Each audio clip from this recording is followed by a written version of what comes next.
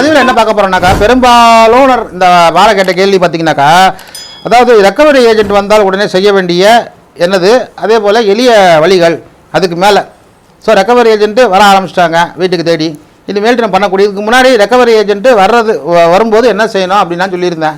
இது வந்து ரெக்கவரி ஏஜென்ட்லாம் வர ஆரம்பிச்சிட்டாங்க, அதை உடனே வந்து வர ஆரம்பிச்சிட்டாங்கன்னா நீங்கள் செய்ய வேண்டியது என்ன, நான் அதுக்கு முன்னாடி சொன்னதெல்லாம் நீங்கள் மைண்டில் வச்சுருக்கணும். அதே போல் இன்ஸ்டாவில் பார்த்துட்டு இருக்க வந்து நண்பர்கள் வந்து நீங்கள் சப்ஸ்கிரைப் பண்ணி யூடியூப்பில் பாருங்கள்.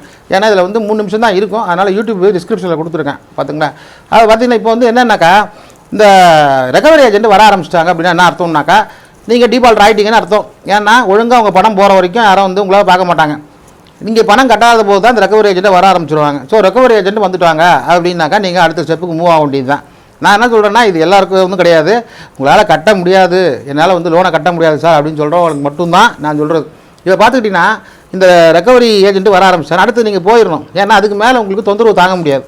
ஏன்னா நீங்கள் வந்து வேலை செய்கிற இடத்துக்கு உங்கள் பின்னாடி வர்றது, அக்கம் பக்கத்து வீட்டுக்கு போகிறது, இப்படின்னு நிறைய கிறுக்குத்தனத்தை இந்த இவங்க பண்ணுவாங்க, இந்த கலெக்ஷன் ஏஜென்ட்கள் பண்ணுவாங்க. தன்னால் என்னென்ன முடியுமோ, தன்னால் என்னென்ன வகையில் வந்து தொந்தரவு கொடுக்க முடியுமோ அந்த வகையிலெல்லாம் தொந்தரவு கொடுத்துட்டே இருப்பாங்க.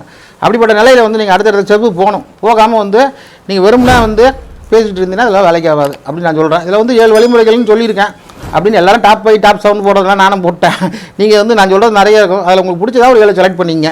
முதல்ல பார்த்தீங்கன்னாக்கா, வரவங்ககிட்ட ஐடி கார்டெல்லாம் வச்சுருப்பான். இந்த ஐடி கார்டெலாம் வந்து அவன் தான் உண்மையான ஏஜென்ட் அப்படின்றத சொல்லுவான், இல்லைனா அத்தாரைஸ்டு பர்சன் சொல்லுவான். அதை வந்து நிறைய பேர் வெரிஃபை பண்ண சொல்லுவாங்க, நிறைய யூடியூபர். அதை வெரிஃபை பண்ணி நமக்கு ஒரு பிரோஜனமும் இல்லை. நாம் இந்த கடன்லேருந்து வெளியே வரணும். ரெக்கவரி ஏஜென்ட் உண்மையாக ரெக்கவரி ஏஜென்ட்டா இல்லை போலியாக வந்திருக்கானன்றது தெரிஞ்சு நாம் என்ன பண்ண போகிறோம்? அவன் பின்னாடி கிரிமினல் சைடு இருக்குதா, அவன் பேக்ரவுண்ட் என்ன, இதெல்லாம் நமக்கு தேவையில்லாத விஷயம். அவன் எப்படியும் வந்து பேங்க் பேரை சொல்கிறானா, அப்போது தெரிஞ்சு போச்சு பேங்க் தான் அவனை ஏறி விட்ருக்காங்க. ஸோ அவனை ஐடி தான் செக் பண்ண வேண்டிய அவசியம் இல்லை. நிறைய பேர் சொல்லுவாங்க ஐடி செக் பண்ணுங்க, அதை பண்ணுங்க, ஒன்றும் தேவையில்லை. அவன் பேங்க்லேருந்து ஏறி விட்டாலும் தெரிஞ்சு போச்சா, அடுத்த ஸ்டெப்புக்கு போயிடலாம். அடுத்தது போட்டால் வந்தால் முதல் வார்த்தை என்ன சொல்லணும், லீகலுக்கு போகிறதுக்கு முன்னாடி, சார் இந்த மாதிரி என்னால் கட்ட முடியாதுன்னு சொல்லிட்டு மெயில் போட்டிருக்கேன், மெயில் வந்து கஸ்டமர் கிளியரன்ஸுக்கு போயிருக்கு அப்படின்னு உண்மையிலே மெயில் போட்டோன்னு சொல்லுங்கள். ஆனால் மெயிலாம் போடாதீங்க, அது உங்களுக்கு ஏற்கனவே சொல்லியிருக்கேன்.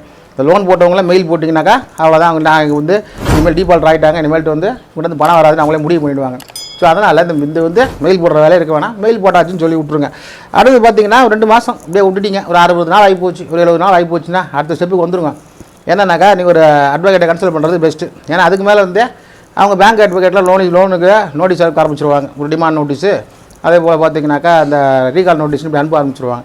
அப்படி அனுப்ப ஆரம்பித்த காலகட்டத்தில் கண்டிப்பாக உங்களுக்கு ஒரு அட்வொகேட்டு சப்போர்ட் தேவைப்படும். உடனே ஒரு வழக்கறிஞர் அன்றைக்கி இந்த மாதிரி வந்துட்டுருக்கு சார், இந்த மாதிரி இவ்வளோ லோன் இருக்குது, எங்களால் வந்து இதெல்லாம் கட்ட முடியாதுன்னு சொல்லிட்டு ஏதாவது ஒரு முறைமுறை போகணும்னு சொல்லுங்கள்.